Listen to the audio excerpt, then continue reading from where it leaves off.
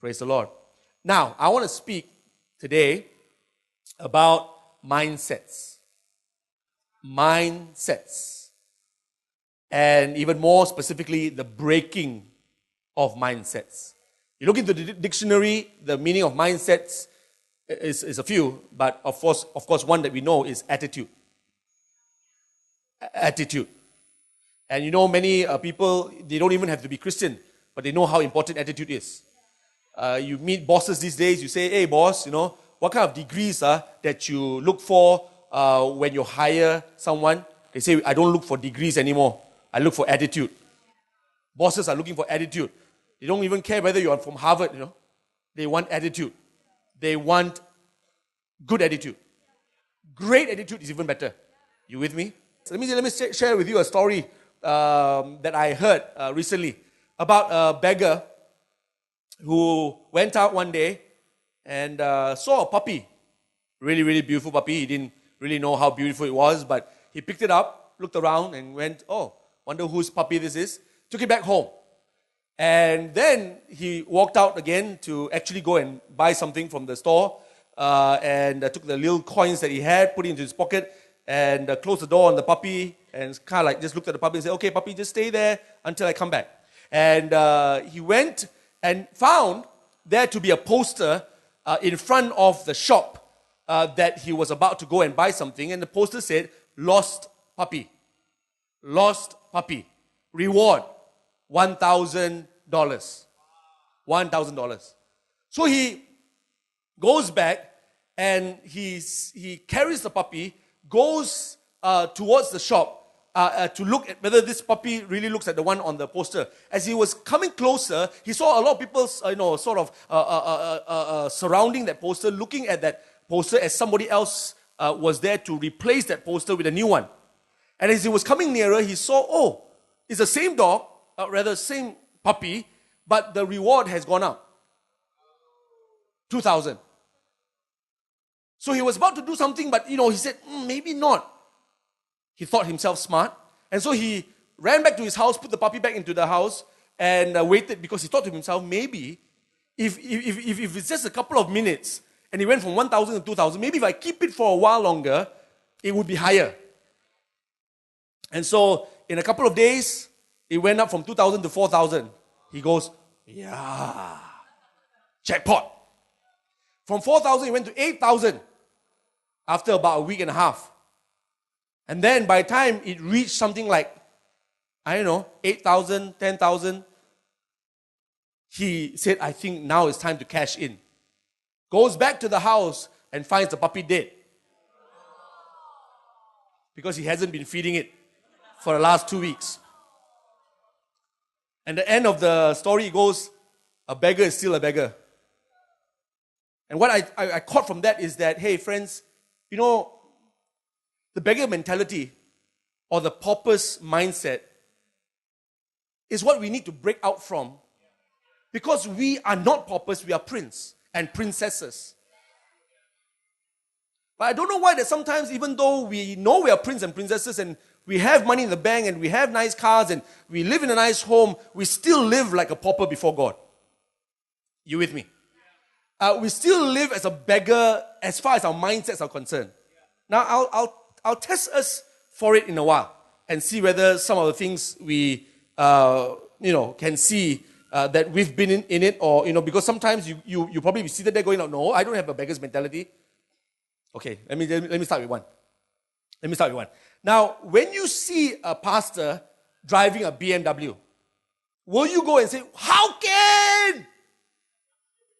No, see, in my life as a minister and for all these years I've been growing up in the Lord and having God break my own mindset, I found it to be a summary of people's response or reaction just as easy as two things. One irks me, one blesses me. And both has got to do with mindset. When I hear people's response or reaction and they go, huh? How can? Is this where all our money is going to? And now listen, they have every right to say that, but what they're also revealing is their mindset. And then of course it's another person who says, why not? Now you may not be able to explain everything like why he said why not, but do you know just why not makes me feel like this guy has a billionaire mindset? You with me, friends? And so it can go on, right? It can go on. Like, we moved to Sunway. Some people are looking at the people. Some people are looking at the empty seats. The one that look at the empty seats say, why must we move here? Because there's so many empty seats, we should be back in Summit. Others will say, wow, look at the potential. Beggar, billionaire. You understand what I'm trying to say now, friends? You need to understand that God is at work to break people's mindsets because it's our mindsets that bind us. Do you know, I'll give you a little bit of a hint about my life. I sometimes purposely do things just to break my mindset. I walk with my wife, we're walking, and she looks at this handbag, for a long time. And I get the message. But you see, because my wife is just wonderful, my wife is just awesome. She would just walk away and go like, okay, let's go. I don't know why, probably she was studying the bag so that she can sew her own. I don't know why people study people's food so much. I wonder how much salt, so that you can make your own dessert. I don't know what's on people's mind. But my wife is looking at the handbag and she's walking. So I said, dear, do you like that? And she says, tell you, I'm without a salary, right? I don't get a salary and I haven't got a salary for the past 17 years. But so you understand that sometimes when I look at bags and but my wife, she's my wife. God has blessed me with a great wife. But you see, she can be a great wife, but I can be a beggar husband. I don't know whether I'll deserve her or not. But I want to be able to be, hey, she's a princess, I'm a prince, ma. You all ask for give me the right girl, but will you be the right man? Come on. If you're going to marry a princess, be a prince. If you're going to marry a prince, be a princess. Stop being a pauper, man. Stop being a beggar. So I said, hey, as I'm walking at the beggar mentality, billionaire, beggar mentality, billionaire, beggar. Now you need to understand, I don't buy her bags every day. Maybe once a year. Twice at best. What to do? We don't just kind of flaunt our money or whatever it is, or, what money? We don't live wantonly or we don't live wastefully. Are you with me? There are times that God just wants to break your mindset. Can you allow him to do that? So I go like this, dear, do you like it? I say, yeah, well, it's nice. I've been looking for a bag like that. Women, confess. I've been looking for a bag like that. I could put, there's so many zips, exactly what I like. But,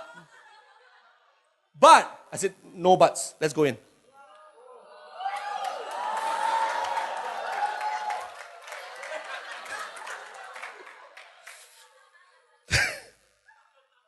She says, no la. I said, yes, come. No, it's very expensive because, just by the brand, it's very expensive. I said, let's walk in. Let's at least have a look. Let's have a feel. Women, they like feelings. We guys shop with our eyes, the girls shop with their feelings. That's why they have to touch everything, right? Have you seen women shop? Yeah, because, hey, it's true, but it's important. They must feel. Don't feel how we know.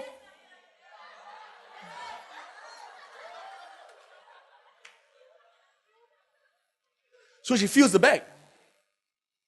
Right? She feels the bag. But actually, when she's feeling the bag, she's looking for the price tag.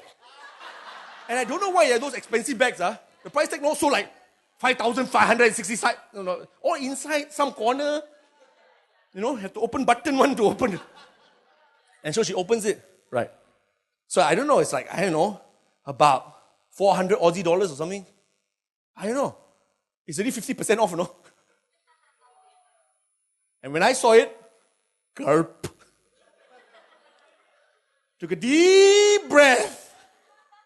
And then the Lord just, the whole time He's just ministering to me, Cheapskate. Oh, you think I cannot afford? God is telling me. You think I cannot afford? Yeah, but hey, your wife deserves it, lah. Come on, live up and live out. Come on, can one. Won't die one, cannot chin.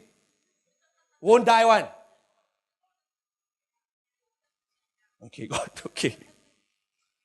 So I take out my credit card. You're asking me how in the world did I even get a credit card without a salary? God just gave me a credit card because when I travel, I need a credit card for bookings and all that. Swipe it, right? Swipe it. Those swipes are like swiping your heart, man. Wow! What the?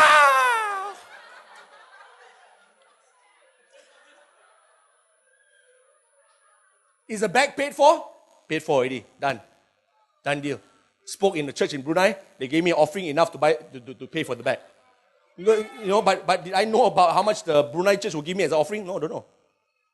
But do it, O Prince of God, and see Him provide. But you know what happens inside of you? It's more worth than the 400 Aussie dollars. No? What happens inside of you, friends? It's like, God, if you can do that, give me more. Not just money, breakthrough. Can you imagine if I was a pastor that only can handle 200 people in church?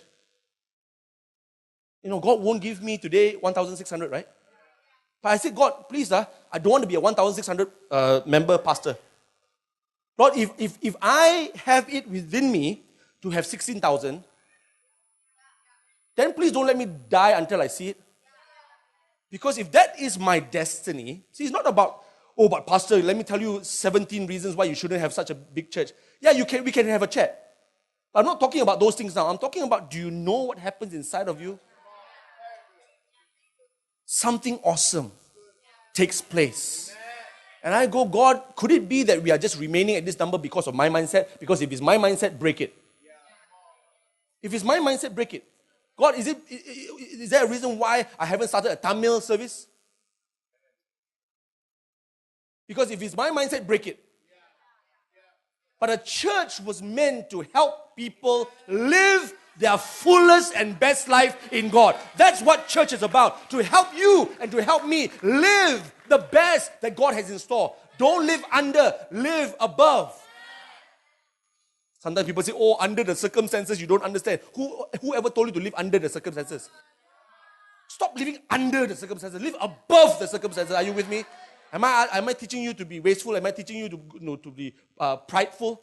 Just, spend? No. The Bible teaches us to be good stewards. Good stewards. But I'm telling you that mindsets still need to be broken. And God does that from time to time.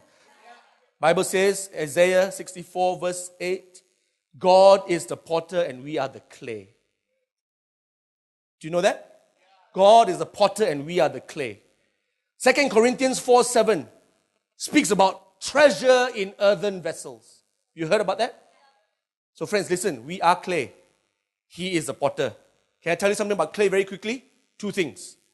Number 1, clay is moldable. Turn to your neighbor and say, moldable.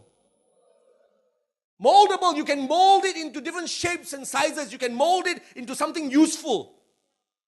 God is the potter, we are the clay. And how many of you know that this good God that we serve wants to mold us and make us useful, purposeful, beautiful.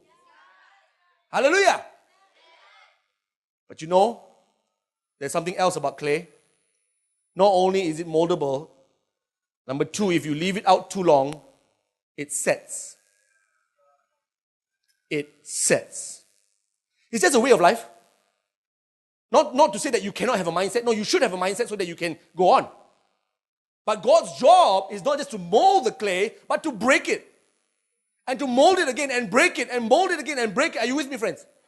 And unless we remain breakable,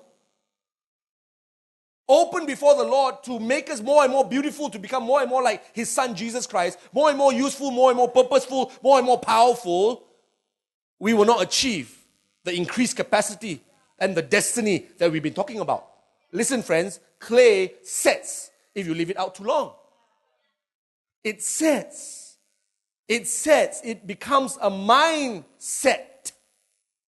Set in our ways. Listen, I want to say this to you again. You are not a pauper.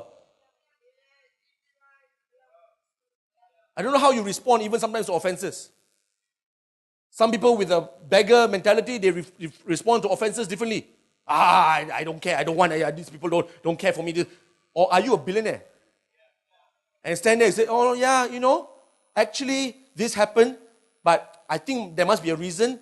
And you begin to explain why it's actually okay. And you don't stand on the outside like a beggar. You stand on the inside as a billionaire. Are you with me, friends? How you handle people. Listen, I'm sharing this with you because I want you to go through your own list of how you have reacted and how you have responded. Because friends, I tell you this, it's wonderful to have a church full of billionaires up here. How do you respond? How do you respond? Are you still living on the old stuff? That's beggar. That's pauper, man. Be a prince. Big-hearted. Big, spirit. Generosity. Generous. Are you with me, friends? Come on. We're all learning. I have other mindsets to be broken. There are other things in our lives. You've got to just break mindsets. It's not we who break mindsets, it's God.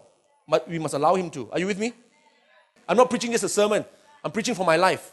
I'm saying to you, friends, there are many in this room that needs to come to a place whereby, God, I allow you to. The things that I've been saying all this time sounds even wise, sounds even smart, sounds even like I'm a good steward, but actually I have a problem up here. God can see through all our jargon, even though it sounds like godly jargon. Beep, I can see your heart. More so, I want to mold your mind. The battle is up here, right? The battle is up here, always up here. So friends, and I pray that today, yes, God, finally. What did we say last Sunday? Yes, God. It's whatever, Lord, I don't know, I don't see it, I can't quite do the maths. But God, if you want to deal with this, do it, Lord. Do it. So that 2013 will not be the same as 2012. What's the difference? Our mindsets. It's not our mind, it's the sets. It is the sets that need to be unsettled and broken in Jesus' name. I tell you, about 17 years ago, my wife and I stood in front of a prophet. Stood in front of a prophet. The prophet, we were like, we didn't have money to buy clothes. We didn't have money to buy anything. And we were working our brains off on the cafe that we were trying to put together to reach out to people, remember? I don't know whether how many of you here have heard this story before, but a pastor from a church nearby our cafe that we use as a sort of a NGO to reach out to young people, the pastor invited us because he said a prophet had come. And you know what happened, Don? When we were sitting there, the prophet called us up, no? You there. Couple, come up, please. And then on me, he said some really glorious things like God will use you and mightily you will go all around the world preaching. Really glorious. For Pastor Sam, now I wasn't even crying. I was like, yes, Lord, yes, Lord, yes. Thank you, Jesus, I receive it. Yes, Lord, let it be true. In my spirit, not so loud. Because he would distract the prophet. So anyway, for my wife, and you, I see new shoes. Yes, new handbags. You'll be able to pass by shopping complexes and not be in want. You'll be able to buy and no longer just be getting hand-me-downs. On that I'm crying. I didn't cry. God will use you around the world. I'm crying. And then when I turn to her, she's crying. Because sometimes, friends, it's the simplest things in life. Passing by, we did a lot of window shopping. And I tell you, no regrets. There's a time for everything. There's a time for everything. Sometimes God builds our character. Be able to see something and then say, walk away. See something, walk away. It's okay, it doesn't define me. Doesn't define me. Walk away, it's okay. Husband, wife, they know their own budget. Walk away, it's going to be fine. Or maybe you spend on something else. You spend on good holidays. You spend on good hotels. You lavish on each other. But listen, we cry. And so when I think about buying my wife a new pair of shoes or bag, or the day when I saw her see the car come into our garage, no garage, Porsche, our, not even a Porsche, whatever we have outside our house, tears. When she cries, I cry also. Because we go like this, right? God, you are awesomely faithful. And though I may have nothing, listen, though I may have nothing, I can have everything. Because I'm not a pauper. I'm a prince. Let's give God praise. Hallelujah.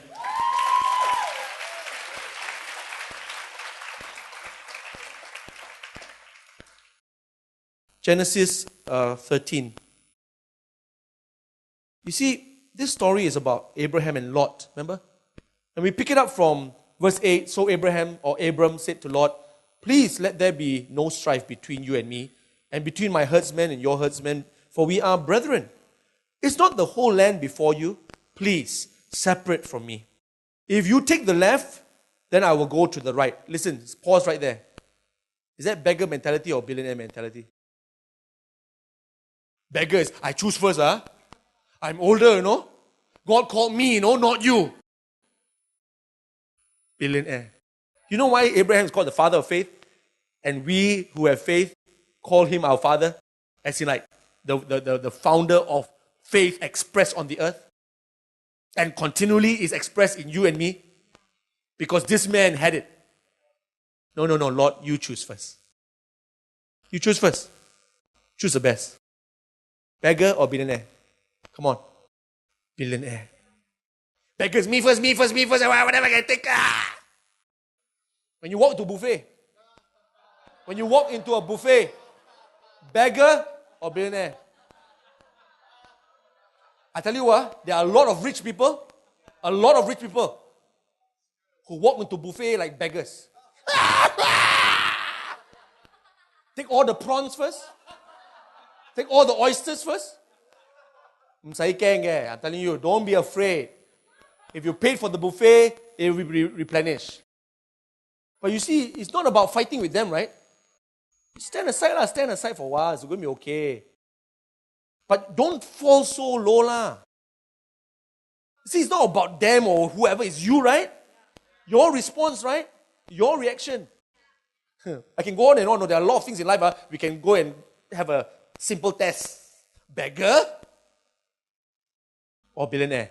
Pauper or prince or princess? Abraham said what? You choose first. You take left, I go right. You take right, I go left. And Lot lifted his eyes. Look at Lot. He lifted his eyes and saw all the plain of Jordan, that it was well watered everywhere. Wow. He knows how to choose, huh? Lot knows how to choose. He chose well. Okay, here we go. So he saw the plain, well watered, he destroyed Sodom and Gomorrah before that rather. Like the garden of the Lord, like the land of Egypt as you go toward Zoar. Verse 11. Then Lot chose for himself all the plain of Jordan. Well done, Lot. And Lot journeyed east, and they separated from each other. Verse 12. Abram dwelt in the land of Canaan. How many of you know there are a lot of giants in Canaan? And Lot dwelt in the cities of the plain and pitched his tent even as far as Sodom. But the men of Sodom were exceedingly wicked. Sometimes you can choose good things, but in that thing is wickedness waiting. Sometimes you can choose things out of selfishness. You can choose things out of, I don't know, it could look good, but in that place, sin is not only dwelling but reigning. Wickedness is there. And if you continue to choose like that, through a beggar mentality, you might suffer for it. But the men of Sodom were exceedingly wicked and sinful against the Lord. Well, chose rightly but wrongly. And the Lord said to Abram, after Lot had separated from him, listen, lift your eyes now. Lift your eyes. Come on, everybody. Lift your eyes and look from the place where you are. Northward, southward, eastward, and westward. For all the land which you see, I give to you and your descendants forever. Looks like the one that wait a little bit more for the buffet line sometimes get the better stuff. I don't know. fresh, replenishing. The first batch all I was there for since 10 a.m. and you're eating at 12. So wait for a while, the fresh one come out. Don't know why I'm on this buffet thing, I'm hungry. I will make your descendants as the dust of the earth. That plentiful, you can't count. So that if a man could number the dust of the earth, then your descendants also could be numbered. Arise, listen, arise, everybody, arise. Come on, in your mind, arise. Walk in the land through its length and its width, and I'll give it to you. Listen, this is what Abraham did, or Abram, verse 18. I just like the first sentence. Abram moved his tent. Is that what it says? Abram moved. If you go out of this message and you are not moved, something is wrong. If you go out of this message and you go like, oh, great message, but you're not moved, there is no shifting. Abram heard the word and moved. You and I need to move. Because if we don't move, mountains will not be moved. Are you with me? We've got to move. All right, friends. I've come to a close. I want to say to you, God will present to us a window of opportunity again and again. Has God spoken to you lately? Those are windows of opportunity. Maybe he's saying, hey, don't judge the pastor like that, just because of his tie. So he gives you opportunity. He said, yeah, actually, pastor, you should be wearing the best suits. So I'll say, thank you very much. Thank you, not for me, for your mindset. You see somebody blessed? Wow, great. Mine will come next time. Like that, you must leave. Wow, fantastic. Somebody preach better? Wow. Yeah. I can see how many things he said wrong just now. No? He's England. He's England. That's how he says we actually should be you. He said were actually should be was. Hello, beggar.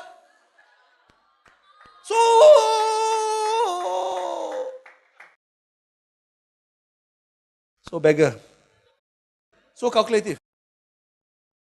Please lah. Huh? You heard of the story before or not? Alexander the Great walked past a beggar. Please give me alms, give me money. Looks at the beggar, turns to his aide, says, give me the bag of coins.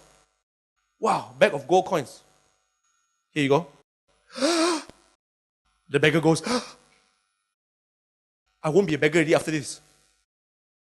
With the bag of coins. Walks away, his aide whispers to him, sir, that beggar would have been happy with 1 copper coin. And Alexander the Great said, I do not give to the beggar according to his need. I give the beggar according to my abundance. Come on, give God praise. We're talking about mentality. Stop living according to other people. You judge yourself by what other people. Come on. You should judge yourself by how you are blessed. How you are blessed. Sometimes I see, I can see, can I be very honest with you? I've seen rich people give and I've seen young people give. And in this church, 70% of our young people are under 25. 70% of 1,600. When we collect an offering, I've seen young people give almost everything. And rich people give almost nothing. And I'm saying this to you, I want to build a generation in this church. So people say, wow, you build your church on young people. You think young people will stay young people? I'm building who, I'm building future millionaires, billionaires, CEOs, chairmen, directors. And when those people become billionaires, you see how they give. When they give, they will change this world. They will change this. Their giving will really make a difference. Right? You want to make a difference? It's not the 20-cent coin that you drop and think that you did God a favor.